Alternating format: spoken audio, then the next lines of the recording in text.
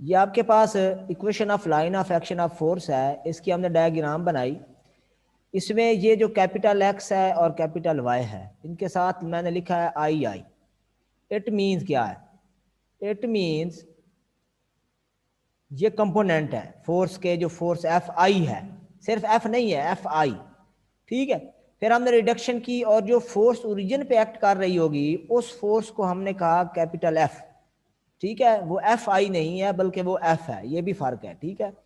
और इसको हमने टुगेदर किया विद कपल जी। तो जो फोर्सेस हैं ये सारी फोर्सेस निकलेंगी F1 F2 F3, हर पॉइंट पे अलग अलग। F1 जो होगी वो X1 Y1 पे होगी।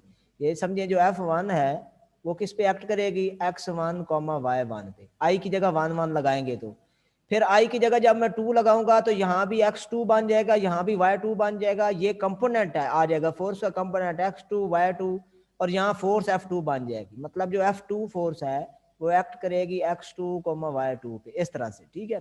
तो इन सब फोर्सेस का जो सम है उसको हमने F का नाम दे देना है। Sum of all forces I from 1 to N, ये समझे इन सब फोर्सेस का रिजल्टेंट है। I1 F1 F2 F3 सम ओपन करेंगे तो यह सम आप कैलकुलस में पढ़ चुके हैं। ठीक।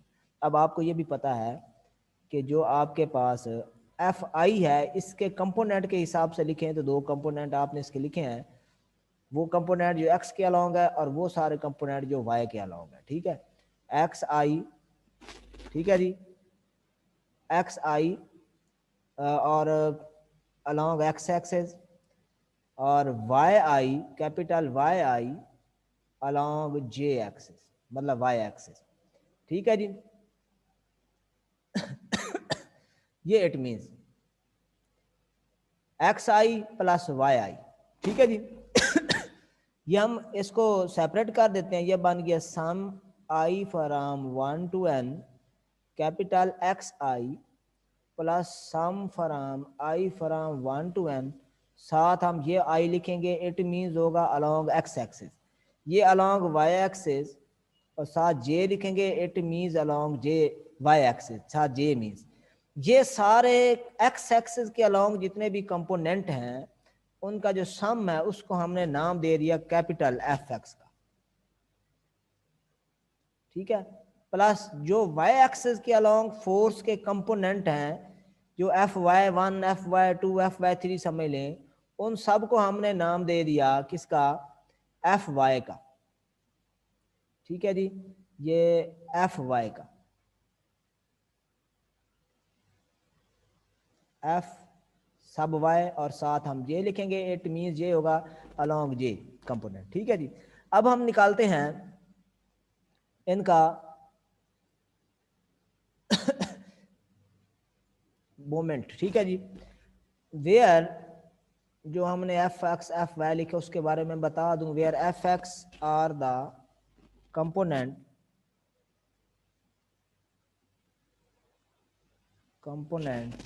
Of resultant F. ठीक है जी। इसी तरह एफ वाई भी। ठीक है, F x and F y का इकट्ठा कर दें। ठीक है जी। अब हम निकालते हैं इसका जो टॉर्क है। टॉर्क का फार्मूला आपको पता होता है आर क्रॉस एफ। ठीक है जी। तो आर क्रॉस एफ के हिसाब से जिस फोर्स पे, जिस पॉइंट पे फोर्स लग रही है उसका डिस्टेंस आपने लेना है। यहाँ पे आप देखें इस पॉइंट पे फोर्स लग रही है और यहाँ से ये आपके पास आ रहा है ओ ए क्रॉस एफ। ठीक है जी। तो यहाँ पे फोर्स देख लें क्या एफ आई है और ओ ए आई पॉइंट है आपके पास। ठीक है जी। इसके हिसाब से हम देखेंगे तो ये बन जाएगा हमारे पास इसका ओ ए क्रॉस एफ। अब फोर्स आप देखें एक फोर्स नहीं है बल्कि फोर्सेस कितनी है? बहुत सारी हैं। I1 लगाएंगे तो एक फोर्स बनेगी, I2 लगाएंगे दूसरी बनेगी, I3 लगाएंगे तीसरी। इसी तरह से पॉइंट भी डिफरेंट होते जाएंगे। पहले I1 लगाऊंगा तो X1 Y1 बनेगा, I2 लगाऊंगा X2 Y2 बनेगा। तो हमने सब का इकट्ठा निकालना है। सबको इकट्ठा करने के लिए मैं इसके ऊपर सम कर दूंगा, यहाँ पे भी I लगा दूंगा, यहाँ पे भी I लगा दूंगा, और यहाँ पे मैं क्या कर दूंगा? इन सब का सम यहाँ पे लिख दूंगा I फ्रॉम 1 to N। ठीक हो गया जी। अब हमने जो फार्मूला इसका है जे हमारे पास जे आया। अब हम दूसरे पॉइंट पे हम निकालते हैं जो आपके पास ओ प्राइम है उस पे। ठीक है जी। ओ प्राइम पे हम फाइंड करने के लिए क्या करेंगे, हमारे पास ओ प्राइम पे, ओ प्राइम से जो दूसरा आपके पास है वैल्यू है वो वाली देखें पहले, यहाँ पे देखें। अब इस की रिस्पेक्ट से आपने देखना है, पहले आपने देखा इस ओ रीजन की रिस्पेक्ट से, अब इस रिडक्शन की ओ प्राइम ओ की रिस्पेक्ट से देखना है, ठीक है।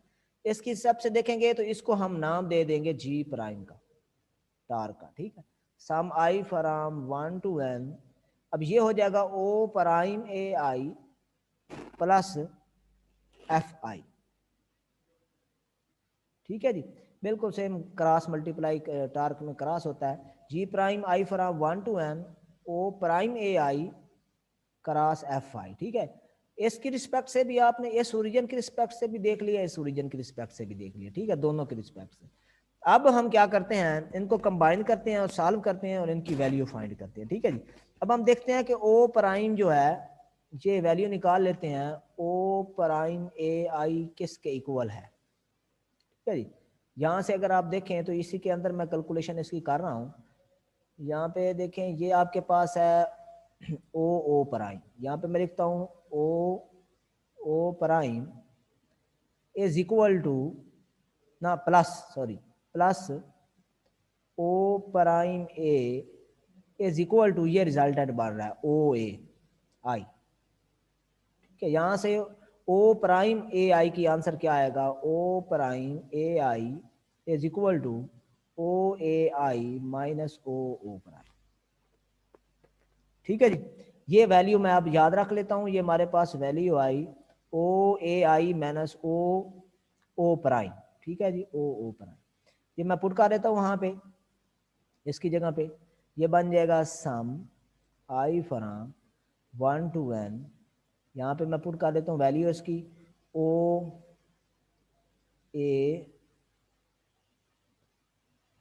ए आई माइनस ओ प्राइम, दी यही वैल्यू, और यहाँ पे cross multiply of f of i आ गई। ये आप गौर करें तो ये आपके पास वैल्यू जो आती है, यहाँ पे इसको क्रॉस मल्टीप्लाई मैं सेपरेट कर देता हूँ, i from 1 to n o a i cross f i minus sum i from 1 to n o prime cross f i, ठीक है जी। अब आप यहाँ पे गौर करें, ये वैल्यू आपको गिवन है, कहाँ पे मैंने निकाल लिया इसकी वैल्यू को, यहाँ से पीछे देखें आप तो ये o a i cross f i which is equal to, यहाँ पे देखें ये किसके इक्वल है, ये पहला टार्क जो मैंने फाइंड किया था, ये देखें यहाँ पे ये इसके इक्वल है, ठीक है। यहाँ पे आप देखें तो ये वैल्यू आपको लिखी हुई है, इसकी जगह पे हम क्या पुट कर सकते हैं, जी, यहाँ पे जी पुट कर दूंगा और इसको सॉल्व कर लूंगा। अब यहाँ पे आप देखें ये आपके पास आ गया जी, जी प्राइम इज इक्वल टू, इसकी जगह पे मैंने जी लगा दिया क्योंकि ये जी की वैल्यू है, ये वाली वैल्यू जी की है, और इसको मैं सॉल्व करना चाहता हूँ। यहाँ पे आ गया माइनस ओ प्राइम को मैं ऐसे भी लिख सकता हूँ क्योंकि इसमें आई नहीं है, ठीक है जी, cross sum of i from 1 to n f i, ठीक है। अब ओ प्राइम की वैल्यू क्या आएगी, ओ प्राइम ये जी minus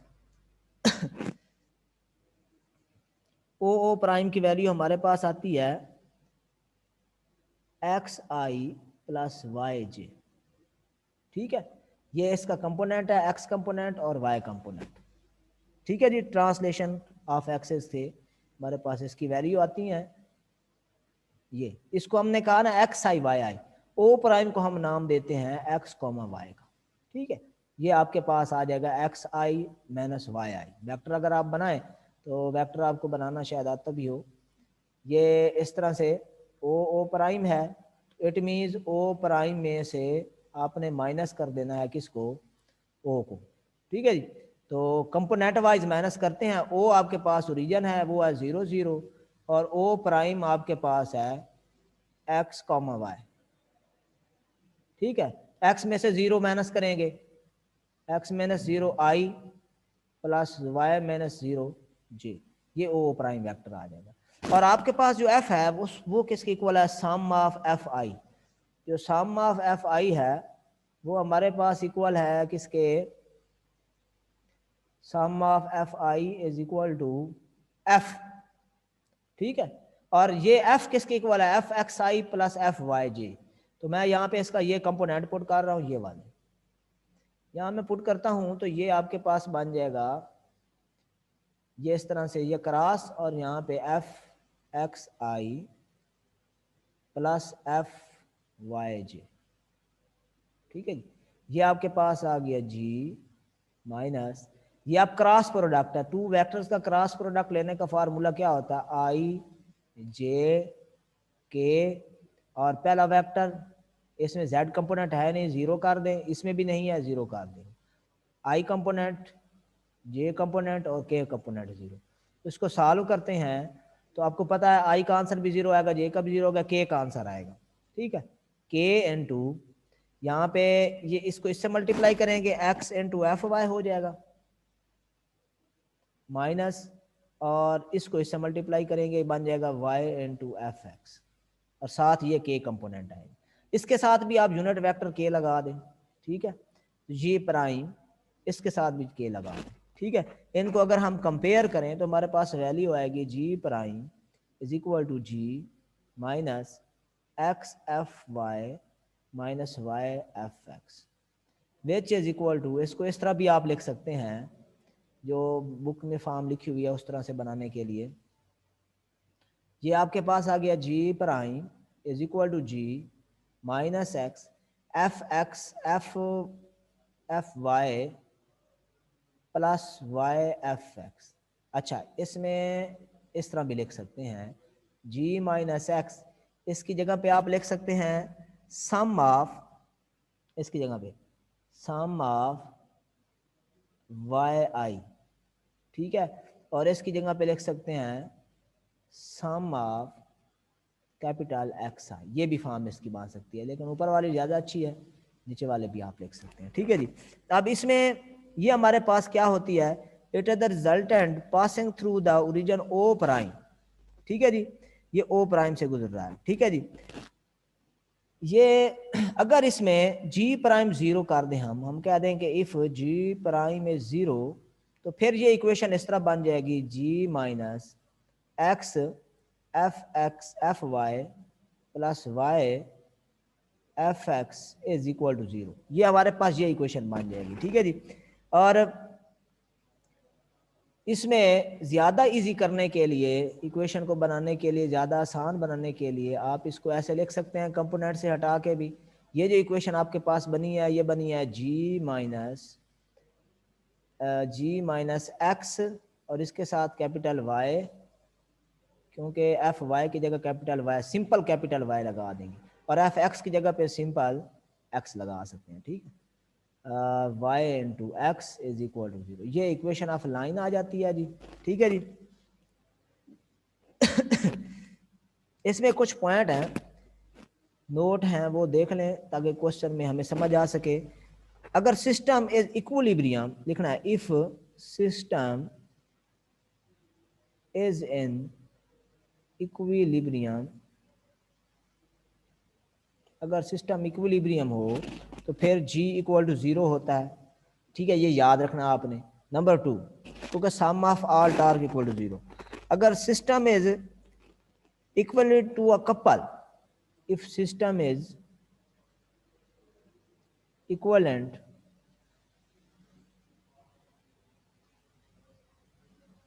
two a couple, then फिर आपके पास जो g है वो is not equal to zero होता है, और r जो है वो जीरो का रिजल्टेंट। इसमें आप इस तरह लिख लें, सम ऑफ ऑल फोर्स रिजल्टेंट भी जीरो और कपल भी जीरो। तो ये इनका केस आपने याद रखना है। अगर ये इक्वलेट में अपना इक्विलिब्रियम में हो या इक्वलेंट टू कपल हो तो इसका ये केस बनता है, ठीक है जी। अब इसमें से आप